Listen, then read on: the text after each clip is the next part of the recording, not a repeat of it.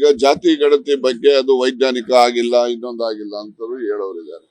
ಸುಮಾರು 200 ಕೋಟಿಗೂ ಹೆಚ್ಚು ಹಣ ವ್ಯಯ ಮಾಡಿ ಕಾಂತರಾಜ್ ಅವರು ವರದಿಯನ್ನ ತಯಾರು ಮಾಡಿ, ವರದಿನ ಇನ್ನು ಬಿಡುಗಡೆನೆ ಆಗಿಲ್ಲ. ಒಬ್ಬರ ಕೈಯಲ್ಲಿ ಇಲ್ಲ. ನೀವೆಲ್ಲ ನೋಡಿದ್ರೆ ಹೇಳ್ರಪ್ಪ, ನಾನಂತೂ ನೋಡಿಲ್ಲ ಅದನ್ನ. ವರದಿ ಬರೋದಕ್ಕಿಂತ ಮುಂಚೆನೆ ನಾವೇನೇ ಹಾಗಾಗಿದೆ ಹೀಗಾಗಿದೆ ಅಂತ ಯಾಕೆ ಊಹೆ ಮಾಡಬೇಕು? ಒಂದಾಗ. ಎರಡನೇದು, ವರದಿ ಬಂದಾಕ್ಷಣಕ್ಕೆ ಅದು ಏನು ಜಾರಿ ಆಗೋಯ್ತು ಅಂತ ತಿಳ್ಕೊಬೇಕಾಗಿಲ್ಲ.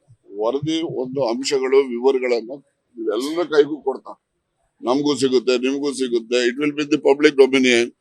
ಪಬ್ಲಿಕ್ ಡೊಮೈನ್ ಅಲ್ಲಿ ಬಂದಾದ ಮೇಲೆ ಎಲ್ಲ ಚರ್ಚೆ ಮಾಡೋಣ, ವಿಶ್ಲೇಷಣೆ ಮಾಡೋಣ. ಅದರಲ್ಲಿ ಯಾವ್ದು ಜನಪರವಾಗಿರ್ತದೆ ಸರ್ಕಾರ ಒಪ್ಪುತ್ತೆ, ಯಾವ್ದು ಜನ ವಿರೋಧಿ ಇರ್ತದೆ ಸರ್ಕಾರ ತಿರಸ್ಕಾರ ಮಾಡುತ್ತದೆ.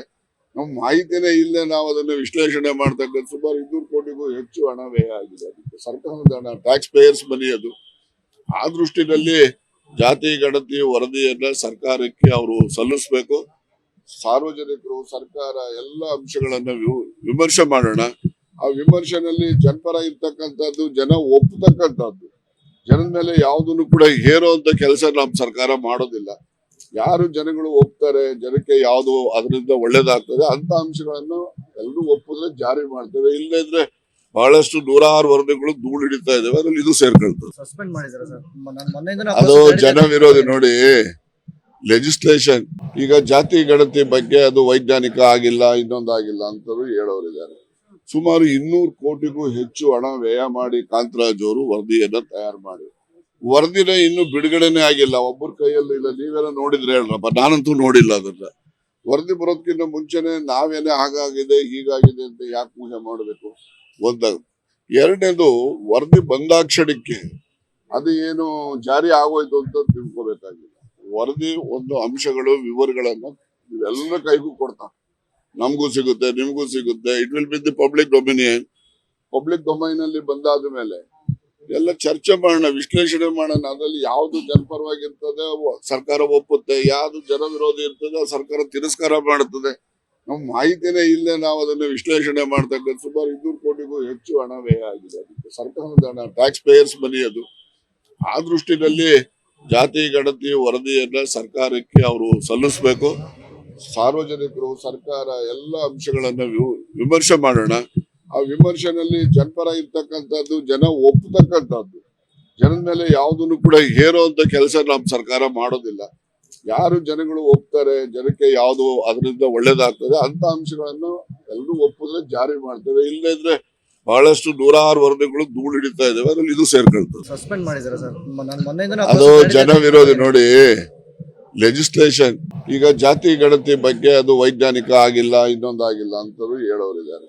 ಸುಮಾರು 200 ಕೋಟಿಗೂ ಹೆಚ್ಚು ಹಣ ವ್ಯಯ ಮಾಡಿ ಕಾಂತರಾಜ್ ಅವರು ವರದಿಯನ್ನ ತಯಾರು ಮಾಡಿ, ವರದಿನ ಇನ್ನು ಬಿಡುಗಡೆನೆ ಆಗಿಲ್ಲ. ಒಬ್ಬರ ಕೈಯಲ್ಲಿ ಇಲ್ಲ. ನೀವೆಲ್ಲ ನೋಡಿದ್ರೆ ಹೇಳ್ರಪ್ಪ, ನಾನಂತೂ ನೋಡಿಲ್ಲ ಅದನ್ನ.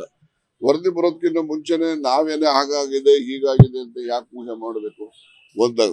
ಎರಡನೇದು, ವರದಿ ಬಂದಾಕ್ಷಣಕ್ಕೆ ಅದು ಏನು ಜಾರಿ ಆಗೋಯ್ತು ಅಂತ ತಿಳ್ಕೊಬೇಕಾಗಿಲ್ಲ. ವರದಿ ಒಂದು ಅಂಶಗಳು, ವಿವರಗಳನ್ನ ಇವೆಲ್ಲ ಕೈಗೂ ಕೊಡ್ತಾ, ನಮಗೂ ಸಿಗುತ್ತೆ, ನಿಮ್ಗೂ ಸಿಗುತ್ತೆ. It will be the public dominion. Public domain ಅಲ್ಲಿ ಬಂದಾದ ಮೇಲೆ ಎಲ್ಲ ಚರ್ಚೆ ಮಾಡೋಣ, ವಿಶ್ಲೇಷಣೆ ಮಾಡೋಣ. ಅದರಲ್ಲಿ ಯಾವ್ದು ಜನಪರವಾಗಿರ್ತದೆ ಸರ್ಕಾರ ಒಪ್ಪುತ್ತೆ, ಯಾವ್ದು ಜನ ವಿರೋಧಿ ಇರ್ತದೆ ಸರ್ಕಾರ ತಿರಸ್ಕಾರ ಮಾಡುತ್ತದೆ. ನಮ್ ಮಾಹಿತಿನೇ ಇಲ್ಲೇ ನಾವು ಅದನ್ನ ವಿಶ್ಲೇಷಣೆ ಮಾಡ್ತಕ್ಕಂಥ ಸುಮಾರು 200 ಕೋಟಿಗೂ ಹೆಚ್ಚು ಹಣ ವ್ಯಯ ಆಗಿದೆ. ಅದಕ್ಕೆ ಸರ್ಕಾರದ ಹಣ, ಟ್ಯಾಕ್ಸ್ ಪೇಯರ್ಸ್ ಮನಿ ಅದು. ಆ ದೃಷ್ಟಿನಲ್ಲಿ ಜಾತಿ ಗಣತಿ ವರದಿಯನ್ನ ಸರ್ಕಾರಕ್ಕೆ ಅವರು ಸಲ್ಲಿಸಬೇಕು.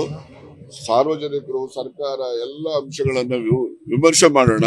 ಆ ವಿಮರ್ಶೆನಲ್ಲಿ ಜನಪರ ಇರ್ತಕ್ಕಂಥದ್ದು, ಜನ ಒಪ್ಪತಕ್ಕಂಥದ್ದು, ಜನದ ಮೇಲೆ ಯಾವುದನ್ನು ಕೂಡ ಹೇರುವಂತ ಕೆಲಸ ನಮ್ಮ ಸರ್ಕಾರ ಮಾಡೋದಿಲ್ಲ. ಯಾರು ಜನಗಳು ಒಪ್ತಾರೆ, ಜನಕ್ಕೆ ಯಾವುದು ಅದರಿಂದ ಒಳ್ಳೇದಾಗ್ತದೆ ಅಂತ ಅಂಶಗಳನ್ನು ಎಲ್ಲರೂ ಒಪ್ಪಿದ್ರೆ ಜಾರಿ ಮಾಡ್ತೇವೆ. ಇಲ್ಲದೇ ಇದ್ರೆ ಬಹಳಷ್ಟು ನೂರಾರು ವರದಿಗಳು ಧೂಳು ಹಿಡಿತಾ ಇದಾವೆ, ಅದ್ರಲ್ಲಿ ಇದು ಸೇರ್ಕೊಳ್ತದೆ. ಅದು ಜನ ವಿರೋಧಿ. ನೋಡಿ, ಲೆಜಿಸ್ಲೇಷನ್. ಅನುಕ್ಷಣದ ಸುದ್ದಿಗಳಿಗಾಗಿ ವಿಸ್ತಾರ ನ್ಯೂಸ್ ಯೂಟ್ಯೂಬ್ ಚಾನೆಲ್ ಸಬ್ಸ್ಕ್ರೈಬ್ ಮಾಡಿ. ಹೊಸ ಸುದ್ದಿಗಳ ನೋಟಿಫಿಕೇಶನ್ಗಾಗಿ ಬೆಲ್ ಐಕಾನ್ ಕ್ಲಿಕ್ ಮಾಡಿ. ಲೇಟೆಸ್ಟ್ ಅಪ್ಡೇಟ್ಸ್ಗಾಗಿ www.vistaranews.com ವೆಬ್ಸೈಟ್ಗೆ ವಿಸಿಟ್ ಮಾಡಿ. ಅಂಗೈಯಲ್ಲೇ ಜಗತ್ತಿನ ಸುದ್ದಿ ತಿಳಿಯಲು ವಿಸ್ತಾರ ನ್ಯೂಸ್ ಕನ್ನಡ ಆಪ್ ಡೌನ್ಲೋಡ್ ಮಾಡಿ. ವಿಸ್ತಾರ ನ್ಯೂಸ್, ನಿಖರ ಜನಪರ.